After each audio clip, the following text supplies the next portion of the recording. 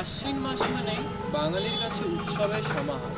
জাতি, ধর্ম, বর্ণ নির্বিশেষে প্রত্যেকে সবাই এতে অংশগ্রহণ করে থাকে। শুধু তাই নয়, কারোর কারোর ক্ষেত্রে উৎসব হচ্ছে জীবিকা নির্বাহের একটা মাধ্যম। তাই মোট মিলিয়ে বলা যায়, বাঙালির কাছে দুর্গাপুজো মানে হচ্ছে অক্সিজেন অথবা বেঁচে থাকার ভাণ্ডার। নমস্কার। এই শারদীয়ার শুভক্ষণে আমরা অদ্বৈত বন্ধন মিলিত হয়েছি সাংস্কৃতিক নিবেদনের দ্বারা মায়ের প্রথম ঘটাতে।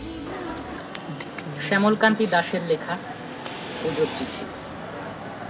একটা চিঠিতে ফুলের গন্ধ, রঙে ভরপুর পাখি। একটা চিঠির খোলা জানলায় রোদ্দুর মাখামাখি।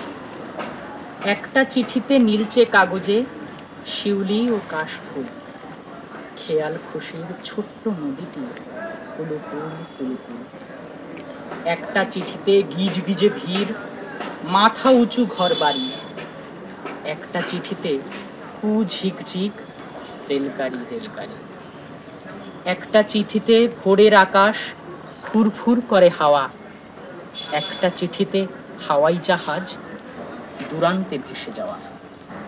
একটা চিঠিতে ঢাকের বাদ্যি, একটা চিঠিতে বাঁশি।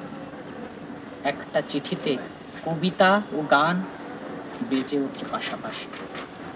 একটা চিঠিতে কত ঝিকিমিকি, থারা ফুটে ওঠা আলো। একটা চিঠির ময়লা কাগজ, মাথা নিচু মুখ কালো। একটা চিঠির ঠিকানায় ফুল, ছেঁড়া ছোড়া কিছু লেখা। সূর্য ডুবেছে মাঠের আড়ালে, আঁকা বাঁকা পথরেখা। পুকুরের জলে মাছ খাই মারে, বাঁশ পাতা খসে পড়ে এবড়ো খেবড়ো রাস্তায়, আর চাল ফুটো কুড়ে ঘরে। টিম টিম করে লম্ফের আলো, থম থম করে রাত। ভাঙা এনামেল থালায় সাজানো স্বপ্নের ডাল ভাত। ছোট হয়ে আসে আকাশের চাঁদ, উল্কাও পড়ে খসে। বন ঘুমে কাদা, চুপচাপ বাবা দাওয়ায় রয়েছে বসে। চিঠির কাগজ ভিজে জবজবে, মায়ের দু চোখ ভারী।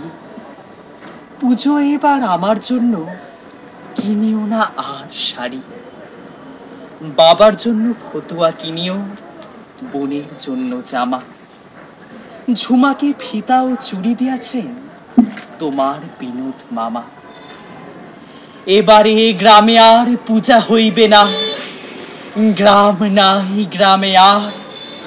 রাক্ষসী নদী সব খাইয়াছে, বাড়ি ঘর ছাড়খাড়। পুজোর বদলে নদীর বাঁধ ও রাস্তা সারাই হবে। ষষ্ঠীর আর কদিন বাকি, বাড়ি পৌঁছেবে কবে? তোমার দিদিমা হয়তো আসবেন মহাষ্টমীর দিনে। পারিলে একটি জল খাইবার গেলাস শাড়িও কিনে। পত্রে তোমার কুশল লিখিও, মনে কিছু করিও না। আমরা মরিয়া প্রায় বেঁচে আছি, আশীর্বাদিকা মা। নমস্কার।